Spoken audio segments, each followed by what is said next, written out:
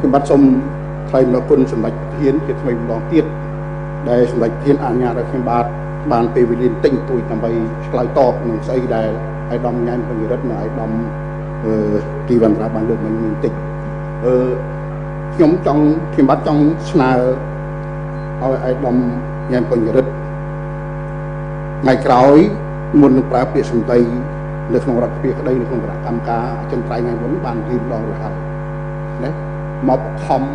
ឲ្យអ្នកតំណាងរាស្ត្រដូចជាបាទដែលជាគណៈកម្មការក៏ដូចជាសមាជិកគណៈអចិន្ត្រៃយ៍រដ្ឋាភិបាលកុំឲ្យនិយាយចេះកុំឲ្យនិយាយចុះមិនមែនកិច្ចរបស់គាត់ទេបាទនៅទី1ហើយបើយើងអានមាត្រា77នៃរដ្ឋធម្មនុញ្ញរបស់យើងគេនិយាយថាចេះគេនិយាយថាអាណត្តិអាជ្ញាវិជាទាំងឡាយត្រូវទុកជាមុខៈបាទអញ្ចឹងសូមឲ្យគាត់អាននឹងឡើងវិញគាត់គ្មានសិទ្ធិមកហាមមិនឲ្យខ្ញុំនិយាយទេបាទនឹងទី1ទី2ចង់ជម្រាបអង្គសភានិងប្រជាប្រដ្ឋយើងបានជ្រាប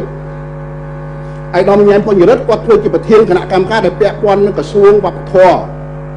បាទហើយបើគាត់អញ្ជើញរដ្ឋមន្ត្រីក្រសួងវប្បធម៌មកហើយគាត់សាកសួរពីរឿងថវិកាចាយក្រន់គឺជាការសម្រេចរបស់រដ្ឋមន្ត្រីក្រសួងវប្បធម៌បាទអត់មានពាក់ព័ន្ធនឹងរដ្ឋមន្ត្រីក្រសួងឯកទេសទេគាត់គ្រាន់តែទទួលតួលេខយកមកដាក់រៀបចំថវិការបៀបធ្វើថវិកាគេធ្វើអញ្ចឹងហើយគាត់រៀនសូត្រគេធ្វើថវិការបៀបហ្នឹងបាទគាត់មានតួនាទីរបស់គាត់នៅក្នុងគណៈកម្មការរួចហើយគាត់តំជើញមកថ្មីទៀតប្រហែលថ្ងៃមិនទាន់បានមកទឹកផងបាទមិនក៏គាត់មិនធ្វើកិច្ចការនៅក្នុងគណៈកម្មការរបស់គាត់បាទអញ្ចឹងហើយចូលចិត្តតែផ្ទេរពេលវេលាយកមកជជែកគ្នាដែលអត់មានហេតុផលនៅក្នុងពីពីអង្គហាមគាត់គេមិននិយាយបាទនេះធន់គាត់មែនតើអាយដាមមិនទាន់បានកាន់អំណាចនេះតែប្រតិបត្តិផងអាយដាមហាមគាត់គេដល់ប៉ុណ្្នឹងហើយបាទចុះតម្រាំអាយដាមកាន់អំណាចនេះតែប្រតិបត្តិតើប្រើអំពើផ្ដាច់ការយ៉ាងម៉េចទៀតណែរដ្ឋសភាបានធ្វើរដ្ឋធម្មនុញ្ញទាំងអស់គ្នាត្រូវអនុវត្តបាទត្រូវអនុវត្តហើយមកស្រែកលោឡាក្នុងអង្គសភាមិនកើតទេបាទអាហ្នឹងនិយាយគ្នាបានច្បាស់អាហ្នឹងទី1ទី2និយាយពីរឿងអប់រំក៏ដូចគ្នាចឹងដែរកសែតទូទាំងប្រទេសអង្គការពិភពលោកធំក្នុងវិស័យហិរញ្ញវត្ថុគេបានកោតសរសើររាជរដ្ឋាភិបាលកម្ពុជាក្នុងការកែតម្រង់វិស័យអប់រំបាទហើយមានតែប៉ុណ្្នឹងទេគេសរសេរឲ្យគេគូទាំងរូបដាក់ទៅទៀតទាំងអស់នឹងសូមអាយដាមយកទៅមើលបាទនេះវិលបាំងធ្វើឯកសារហ្នឹងបាទវិលបាំងធ្វើឯកសារហ្នឹងមិនមែនយើងនិយាយទេគេធ្វើការសិក្សាស្ថាប័នហិរញ្ញវត្ថុធំដើម្បីលើសកលលោកដែលគេទទួលស្គាល់បាទហើយសិទ្ធិជាអ្នកជំនាញធំសាស្ត្រាចារ្យធំបាទត្រូវយន់ទៅមើលគេធ្វើថវិកាគេមាននីតិវិធីធ្វើថវិកាពេលដែលគេធ្វើសិក្ខាសាលាអាយដាមញ៉ាំពញ្ញរិទ្ធដូចអត់មកទេបាទដល់គេជជែកគ្នានៅក្នុងគណៈកម្មការទី2គាត់ក៏អត់មកទៀតបាទសេនាធិការរបស់គណៈបក្សសង្គ្រោះជាតិត្រូវរាយការណ៍ជូនគាត់ស្អីគេបានសម្រេចបាទមិនមែនត្រូវយកមកនិយាយក្នុងវាពេញអង្គតែតឹងគឺអញ្ចឹងទេបាទអាយដាមខ្ញុំមានការសោកស្ដាយត្រង់ថានៅថ្នាក់ដឹកនាំរបស់យើងទាំងពីរអាយដាមប្រធានគណៈបក្សសង្គ្រោះជាតិក៏ដូចជាសម្ដេចប្រធានរាជរដ្ឋាភិបាលបានសោះសួរគ្នាដែលធ្វើយ៉ាងម៉េចកុំឲ្យមានប្រឈមក៏ប៉ុន្តែភាសាអញ្ចឹងយកមកដាក់នៅក្នុងរដ្ឋាភិបាលខ្ញុំទទួលយកបានគណៈចន្ទ្រៃថៃមុននិយាយម្ដងរួចហើយខ្ញុំអត់តទេបាទខ្ញុំអត់តទេថ្ងៃនេះខ្ញុំតបាទហើយចង់និយាយពីរឿងសភានិយាយពីរឿងអីខ្ញុំបានប្រាប់គាត់ហើយអាយដាមសុនឆៃនៅក្នុងគណៈកម្មការទី2ខ្ញុំបានប្រាប់គាត់ដែរពីទស្សនៈរបស់ខ្ញុំបាទអញ្ចឹងហើយបើអាយដាមមិនយល់តទេលោកជំទាវឡៅខេងបានលើកមិញបាទវប្បធម៌នៃការសន្ទនាយើងឃើញសម្ដេចនាយកយើងឃើញអាយដាមសំរងស៊ីជួបគ្នាពិភាក្សាដោះស្រាយគ្នានៅក្នុងអង្គសភាមានថាអីត្រូវពិភាក្សាគ្នាវប្បធម៌ប្រជាធិបតេយ្យអញ្ចឹងអាយដាមមិនមែនមកប្រឈមក្នុងរដ្ឋាភិបាលទេបាទសូមអធិស្ឋានហ្មងហើយអាយដាមមកពីប្រទេសបារាំងដែរតាមខ្ញុំដឹងបាទនៅប្រទេសបារាំងគេធ្វើអញ្ចឹងបាទគេអត់មកស្រែកអីលោឡាក្នុងពីអត់មានរឿងហេតុទេបាទអត់មានមកអញ្ចឹងទេបាទអញ្ចឹងហើយសូមអាយដាមអធិស្ឋានបាទយីមិនចាប់ទេអាយដាមចាប់មែនតើហ្មងអាយដាមនិយាយនៅក្នុងហ្នឹងបាទអាយដាមចាប់និយាយមែនតើចាប់មែនតើហ្មងបាទអញ្ចឹងហើយបានថាទៅចង់បញ្ជាក់ឲ្យច្បាស់ ខ្ញុំមានពេល5នាទីខ្ញុំនិយាយឯកឧត្តមនិយាយខ្ញុំមិនមានកាត់ឯកឧត្តមទេបាទឥឡូវនេះឯកឧត្តមខ្ញុំនិយាយឯកឧត្តមមកកាត់ខ្ញុំបាទនេះវប្បធម៌សន្តិនិកមិនមែនចឹងបាទវប្បធម៌សន្តិនិកអត់ចិត្តទេបើសិនជាឯកឧត្តមមិននិយាយប៉ះពាល់គេមិននិយាយលើកឡើងវិញទេខ្ញុំចង់និយាយដែរចង់និយាយច្រើនព្រោះខ្ញុំសុខចិត្តទប់មិននិយាយបាទកុំលេងបណ្ណាអីចឹងការងារគេធ្វើទៅការងារតាមគណៈកម្មការតាមអីឯកឧត្តមមានតួនាទីធំណាប្រធានគណៈកម្មការពាក់ព័ន្ធនឹងវិស័យអប់រំពាក់ព័ន្ធនឹងឆៃផ្សេងៗទៀតដល់ឯកឧត្តមយកមកហៅរដ្ឋមន្ត្រីមកឲ្យមិនសួរដេញដោលឲ្យបានច្បាស់លាស់ឯកឧត្តមលើកនៅក្នុងសភាពេញអង្គវាអត់សមហេតុសមផលបាទអត់សមហេតុសមផលហើយមកប្រកបគេកុំឲ្យនិយាយធុនហូមែនទេបាទអត់អនុវត្តរដ្ឋធម្មនុញ្ញអត់អីផងបាត់ជាផ្ទៃក្នុងក៏មានតែស្អីបាទអ្នកដែលដឹកនាំអង្គប្រជុំនេះគ្មានអ្នកណាក្រៅពីសម្ដេចប្រធានទេបាទមានតែសម្ដេចប្រធានមួយគត់ដែលលោកមានសិទ្ធិដឹកនាំអង្គប្រជុំ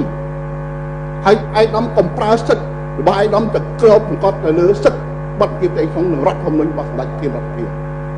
បាទនេះច្បាប់ជាពិសេសចឹងបាទសូមអរគុណហើយសូមអធិស្ឋានចាសូមអនុញ្ញាតជម្រាបសួរបងប្អូននៅតាមបណ្ដា Facebook ទាំងអស់គ្នានេះខ្ញុំតារានីតាខ្ញុំច័ន្ទថាខ្ញុំអូនស្រីចាថ្ងៃនេះដែរនេះខ្ញុំសូមលើកដៃអំពាវនាវបងប្អូនដែលនៅឯប្រទេសអូស្ត្រាលីចាដោយសារក្នុងនាមយើងជាកូនខ្មែរដូចគ្នាត្រូវគាំទ្រកូនខ្មែរដូចគ្នាចាសូមអំពាវនាវបងប្អូនចូលរួមក្នុងការបោះឆ្នោតនៅថ្ងៃទី29ខែវិច្ឆិកានេះតំណាងរាស្ត្រប្រទេសអូស្ត្រាលីដែលមានសញ្ជាតិឈាមជ័រជាកូនខ្មែរយើងគឺលោកពូហុងលីមហើយនឹងមានទាំងលោកអ៊ំជាយូហឺដែលជាចៅហ្វាយក្រុងនៅប្រទេសអូស្ត្រាលីឃើញថាកូនខ្មែរយើងមានមោទនភាពមែនទែនដែលមានខ្មែរឈរឈ្មោះជាតំណាងរាស្ត្រនៅឯប្រទេសអូស្ត្រាលីផងដែរណាបងចាក្នុងនាមបងជាយុវជនខ្មែរមួយរូបពេលដែលបងបានឮថាកូនខ្មែរយើងបែរជាមានវត្តមានជាតំណាងរាស្ត្រនៅឯប្រទេសអូស្ត្រាលីរយៈពេលជិត20ឆ្នាំតើបងមានអារម្មណ៍យ៉ាងណាដែរបាទក្នុងនាមខ្ញុំជាកូនខ្មែរមួយរូបខ្ញុំមានភាពសប្បាយរីករាយខ្លាំងណាស់ដែលបានលើកដំណឹងថាមានខ្មែរយើងជាតំណាងរាស្ត្រហើយនឹងជាចៅហ្វាយក្រុងនៅក្នុងប្រទេសអូស្ត្រាលីហើយនេះជាការបង្ហាញមួយពីសមត្ថភាពរបស់ខ្មែរយើងដែលថាខ្មែរយើងមិនអន់ទេសូម្បីតែនៅប្រទេសលើពិភពលោកក៏គេទទួលស្គាល់ថាខ្មែរយើងក៏មានស្នាដៃល្អក្នុងការដឹកនាំប្រទេសដែរហើយដូច្នេះខ្ញុំជាកូនខ្មែរមួយរូបខ្ញុំសូមអំពាវនាវដល់ប្រជាពលរដ្ឋខ្មែរទាំងអស់ដែលរស់នៅក្នុងប្រទេសអូស្ត្រាលីដែលបាទនៅក្នុងទីក្រុងមែលប៊នសូមជួយគាំទ្រលោកពូហុងលីមដែលជាបេក្ខភាពតំណាងរាស្ត្រនឹងហើយដែលត្រៀមបោះឆ្នោតនៅក្នុងថ្ងៃទី29ខែវិច្ឆិកាខាងមុខនេះបាទហើយជាចំណែកអូនស្រីចានេះខ្ញុំមានមោទនភាពមែនទែនដែលបាននៅដំណឹងថាខ្មែរយើងគាត់រស់នៅប្រទេសក្រៅគាត់មានឈ្មោះជាតំណាងរាស្ត្រហើយខ្ញុំសូមជូនពរឲ្យគាត់ទទួលបានសម្លេងឆ្នោតកាន់តែច្រើនចូលឈ្មោះជាបេក្ខភាពតំណាងរាស្ត្រនៅខាងប្រទេសអូស្ត្រាលីហ្នឹងចាឃើញថាពួកយើងទាំងអស់គ្នាក្នុងនាមជាកូនខ្មែរបញ្ជាក់ពីឆន្ទៈសាមគ្គីគ្នាទោះខ្មែរយើងទៅដល់ទីណាក៏ដោយក៏យើងរួបរวมគ្នាសាមគ្គីគ្នាជាថ្លុងមួយអញ្ចឹងសង្ឃឹមថាបងប្អូនទាំងអស់គ្នាមេត្តាជួយវូតឲ្យលោកពូហុងលីមដែលជាតំណាងសមាជិកប្រសិទ្ធិនៅឯទីក្រុងមែលប៊នប្រទេសអូស្ត្រាលីហើយក៏មានដូចជាលោកអ៊ំជាយូហឺដែលគាត់ជាចៅហ្វាយក្រុងនៅទីនោះជាច្រើនឆ្នាំខ្ញុំក៏សូមឲ្យបងប្អូនទាំងអស់គ្នាសាមគ្គីជាថ្លុងមួយរួបរวมគ្នាសង្គ្រោះជាតិខ្មែរយើងទាំងអស់គ្នាសាមគ្គីឈ្នះបែកបាក់សាមគ្គីស្លាប់ហើយនឹងក៏សូមលើកពីគុណសម្បត្តិរបស់លោកអ៊ំលោកពូដែលគាត់នៅប្រទេសអូស្ត្រាលីជាពិសេសលោកអ៊ំហុងលីមនិងលោកអ៊ំជាយូហឺដែលគាត់តែងតែយកចិត្តទុកដាក់នៅក្នុងប្រទេសខ្មែរយើងផងដែរពីខ្លួននេះខ្ញុំក៏ធ្លាប់សាមគ្គីជាមួយគាត់ដល់លោកអ៊ំអញ្ជើញចូលមកស្រុកខ្មែរបានយកអំណោយចែកជួយបងប្អូននៅឯខេត្តកោះចេះតែគាត់យកមកនឹងជួយខេត្តផ្សេងទៀតហើយលោកអ៊ំលោកពូតែងតែរួបរวมសាមគ្គីបង្កើតជាកម្មវិធីរដ្ឋាភិបាលជួយដល់បងប្អូនខ្មែរជាបន្តផងដែរចឹងសង្ឃឹមថាបងប្អូនខ្មែរនៅទីនោះមេត្តាវូតឲ្យបោះឆ្នោតឲ្យលោកអ៊ំឲ្យបានជាប់ដើម្បីជួយឲ្យខ្មែរយើងមានអ្នកដែលគាំទ្រនិងជួយការពារដល់បងប្អូននៅប្រទេសខ្មែរនឹងជាមោទនភាពមួយដែលកូនខ្មែរយើងមានសមត្ថភាពជាតំណាងរាស្ត្រនៅប្រចាំប្រទេសអូស្ត្រាលីមួយផងដែរចានេះខ្ញុំគ្មានអ្វីក្រៅពីអរគុណនិងសូមលើកដៃពេលនេះហើយពេលនេះទៀតជួយសង្គ្រោះខ្មែរយើងទាំងអស់គ្នារួបរวมគ្នាទាំងអស់គ្នាចាសូមផ្ដល់កម្លាំងចិត្តឲ្យលោកពូឈ្នះទាំងអស់គ្នាក្នុងការបោះឆ្នោតនៅថ្ងៃទី29ខែវិច្ឆិកាខាងមុខនេះផងដែរចានេះខ្ញុំសូមអរគុណសូមជម្រាបលាកិច្ចប្រជុំពេញអង្គរដ្ឋសភានៅព្រឹកថ្ងៃសុក្រទី26វិច្ឆិកានេះមានគោរមចំនួន112រូបក្នុងនោះតំណាងរាស្ត្រមកពីគណៈបកប្រជាជនកម្ពុជាចំនួន65រូបនិងគណៈបកសង្គ្រោះជាតិ47រូប លោកនាយរដ្ឋមន្ត្រីហ៊ុនសែនក៏បានចូលរួមក្នុងកិច្ចប្រជុំរដ្ឋសភាក្នុងនាមជាអ្នកតំណាងរាស្ត្រមណ្ឌលខេត្តកណ្ដាលចំណែកលោកសំរងស៊ីប្រធានគណៈបក្សសង្គ្រោះជាតិជាអ្នកតំណាងរាស្ត្រមណ្ឌលខេត្តកំពង់ចាមក៏បានចូលរួមប្រជុំរដ្ឋសភានៅព្រឹកនេះផងដែរសេចក្តីព្រាងច្បាប់ស្តីពីហិរញ្ញវត្ថុសម្រាប់ការគ្រប់គ្រងឆ្នាំ2015ឬច្បាប់ហិរញ្ញវត្ថុឆ្នាំ2015បានកំណត់ការចំណាយថវិការដ្ឋសរុបចំនួន15លាន699,529លានរៀលស្មើប្រមាណ3,867លានដុល្លារការចំណាយនេះមានកំណើន 10.8% ធៀបទៅនឹងច្បាប់ស្តីពីហិរញ្ញវត្ថុឆ្នាំ2014សេចក្តីព្រាងច្បាប់ហិរញ្ញវត្ថុឆ្នាំ2015មាន6ជំពូកនិង17មាត្រាបានកំណត់ពីការចំណាយលើក្រសួងអាទិភាពនៅក្នុងឆ្នាំ2015រួមមានទី1ក្រសួងអប់រំយុវជននិងកីឡាចំនួនជាង444លានដុល្លារទី2ក្រសួងសាធារណការនិងដឹកជញ្ជូនចំនួនជាង434លានដុល្លារទី3ក្រសួងការពារជាតិចំនួនជាង324លានដុល្លារទី4ក្រសួងសុខាភិបាលចំនួនជាង317លានដុល្លារនិងទី5ក្រសួងមហាផ្ទៃចំនួន258លានដុល្លារសេចក្តីព្រាងច្បាប់ហិរញ្ញវត្ថុឆ្នាំ2015ក៏បានកំណត់ពីការដំឡើងកម្រិតបៀវត្សលើកលែងពន្ធគឺចាប់ពី8សែនរៀលឡើងទៅទើបជាប់ពន្ធលើប្រាក់ខែលើពីនេះសេចក្តីព្រាងច្បាប់ហិរញ្ញវត្ថុឆ្នាំ2015រដ្ឋាភិបាលបានសម្រេចផ្ដល់សិទ្ធិដល់មន្ត្រីពន្ធដារឲ្យធ្វើជាមន្ត្រីនគរបាលយុតិធម៌ដើម្បីទទួលបានសិទ្ធិអំណាចពេញលេញក្នុងការស៊ើបអង្កេតបទល្មើសស្តីពីពន្ធដារក្នុងគោលបំណងធានាប្រសិទ្ធភាពក្នុងការជំរុញការគៀងគរចំណូលនិងពង្រឹងការអនុវត្តច្បាប់ស្តីពីពន្ធដារជាការកត់សម្គាល់សេចក្តីព្រាងច្បាប់ហិរញ្ញវត្ថុឆ្នាំ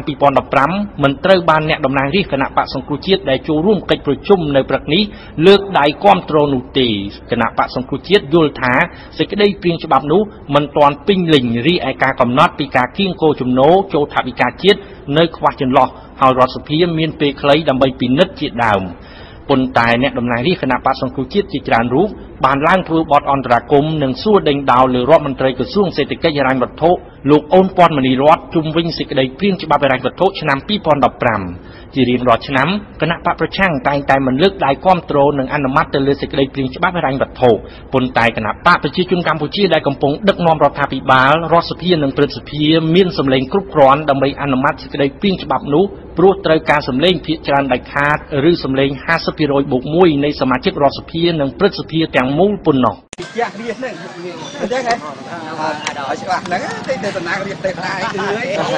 តែលោកឯងបើអាចមកខត់ស្រាប់តែអត់នោះតែទៅលើដល់ប៉ុន្តែនេះអាចចូលនិយាយចូលឡើងគេថាលោកនឹងដាក់បាក់ទទួលដល់ហើយនិយាយដល់គាត់អត់ទៅត្រង់មក